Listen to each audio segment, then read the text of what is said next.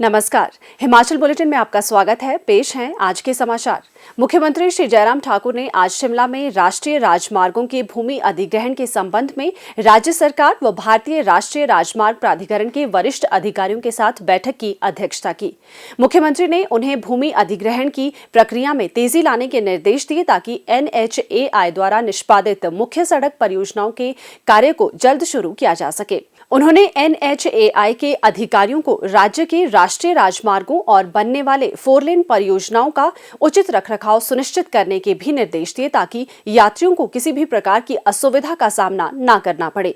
श्री जयराम ठाकुर ने कहा कि वर्तमान में राज्य में लगभग 40,000 किलोमीटर लंबी सड़कें हैं, परंतु पहाड़ी राज्य होने के कारण अभी और अधिक कार्य करने की आवश्यकता है। उन्होंने कहा कि गत 4 वर्षों में राज्य सरकार ने 321 गांवों को सड़क सुविधा उपलब्ध करवाई व 240 पुल निर्मित किए और 3,108 किलोमीटर सड़कों को जोड़ा गया है।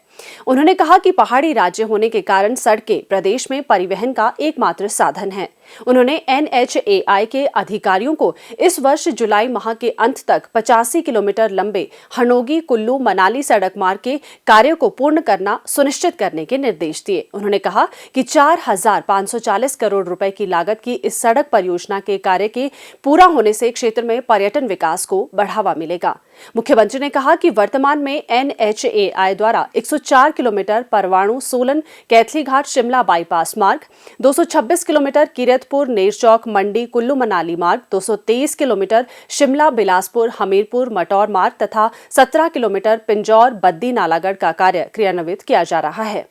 उन्होंने NHAI के अधिकारियों को समयबद्ध तरीके से इन परियोजनाओं को पूर्ण करने के निर्देश दिए क्योंकि ये परियोजनाएं राज्य की दृष्टि से महत्वपूर्ण हैं। उन्होंने कहा कि इन परियोजनाओं के पूर्ण होने से 131 किलोमीटर की लंबाई तथा 11 घंटों की दूरी कम होगी। मुख्यमंत्री श्री जयराम ठाकुर ने शिमला में वर्चुअल माध्यम से उपायुक्तों, पुलिस अधीक्षकों और मुख्य चिकित्सा अधिकारियों के साथ राज्य में कोविड-19 महामारी की स्थिति की समीक्षा बैठक की अध्यक्षता की।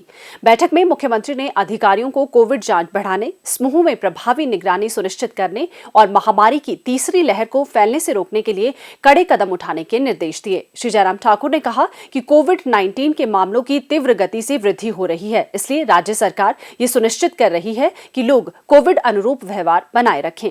मुख्यमंत्री ने कहा कि चिकित्सा विशेषज्ञ के अनुसार आगामी कुछ दिनों और हफ्तों में कोविड के मामलों में वृद्धि हो सकती है, इसलिए विशेष सावधानी बरतनी आवश्यक है। उन्होंने 15 से 18 वर्ष आयु वर्ग के बच्चों के टीकाकरण अभियान तथा स्वास्थ्य कर्मियों की एहतियाती डोज में तेजी लाने को भी कहा। बैठक में विद्यार्थियों की सुरक्षा के लिए 26 जनवरी 2022 तक राज्य के मेडिकल, डेंटल तथा नर्सिंग कॉलेजों के अलावा सभी शिक्षण संस्थानों को बंद करने का निर्णय लिया गया है। मुख्यमंत्री श्री जयराम ठाकुर ने कहा, अभी भी मैं मानता हूं कि ये नंबर अभी बहुत तेजी से बढ़ेगा, ये हमको मान करके चलना पड़ेगा और नंबर ज्यादा बढ़ेगा तो साइकोलॉजिकल इम्पैक्ट इसका बहुत ज्यादा होगा। जब चारों तरफ देखेंगे कि मामले इतने आ गए, ये भी पॉजिटिव हो गया, वो भी पॉजिटिव हो गया, तो स्वाभाविक रूप से इसका एक साइकोलॉजिकल इम्पैक्ट तो आएगा समाज के बीच में, ये हमको मान करके चलना पड़ेगा।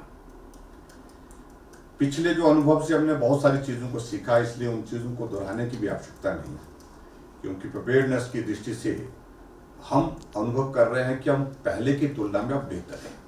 जहां पिछली बार हमारे पास ऑक्सीजन की उपलब्धता उस कदर नहीं थी, अब की बार वो उपलब्धता हमारे पास है, इसलिए वो चिंता का विषय नहीं। लेकिन हमारी तैयारी नंबर के हिसाब से उसके लिए मुझे लगता है कि हमको ज़्यादा फोकस होकर के काम करना पड़ेगा, क्योंकि अभी तक जो जानकारी के रूप में सब सारी बातें आ रही हैं उसमें यही बताया जा रहा है कि स्प्रेड बहुत फास्ट होगा, नंबर बहुत ज़्यादा होगा एक्टिव केसेस का, लेकिन हॉस्पिटल में उनका नंबर ज़्यादा पेशेंट का एडमिशन के रूप में नहीं होगा, ऐसा बताया जा रहा है। और हम मान करके भी चल रहे हैं। अभी हम देख रहे हैं कि हमारे पास 2150 मामले हैं, लेकिन हॉस्पिटल में हमारे पास मामले उतने ज़्यादा नहीं हैं।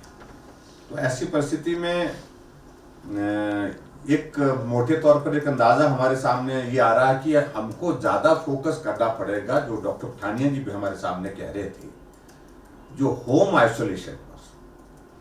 आइसोलेशन में बेहतरीन तरीके से हम उस कोविड पेशेंट को कैसे मैनेज कर सकें, ये मैकेनिज्म अब की बार इस पर ज्यादा फोकस करना पड़ेगा। स्वास्थ्य एवं परिवार कल्याण विभाग द्वारा दोपहर 2 बजे जारी बुलेटिन के अनुसार प्रदेश में कोरोना संक्रमण की जांच के लिए आज 1995 लोगों के सैंपल लिए गए, जिनमें से 247 लोगों की रिपोर्ट नेगेटिव पाई गई है, जबकि 1732 लोगों की रिपोर्ट आना बाकी है। अभी तक 40,71,079 लोगों की जांच की जा चुकी है, जिनमें से 38,38,348 सैंपल की जांच नेगेटिव पाई गई है। प्रदेश में कुल 2,30,947 लोगों में कोरोना वायरस के संक्रमण की पुष्टि हुई है, जिनमें से 2,24,873 लोग इस बीमारी से ठीक हो चुके हैं और 2,188 व्यक्ति उपचाराधीन हैं। हिमाचल बुलेटिन देखने के लिए सब्सक्राइब करें YouTube channel IPR Himachal, follow करें ट्विटर @DPRHP, लाइक करें Facebook page information and public relations department Himachal Pradesh, visit करें वेबसाइट www.himachalpr.gov.in। इस अंक में इतना ही। कल फिर होगी मुलाकात। दीजिए इजाजत। नमस्कार।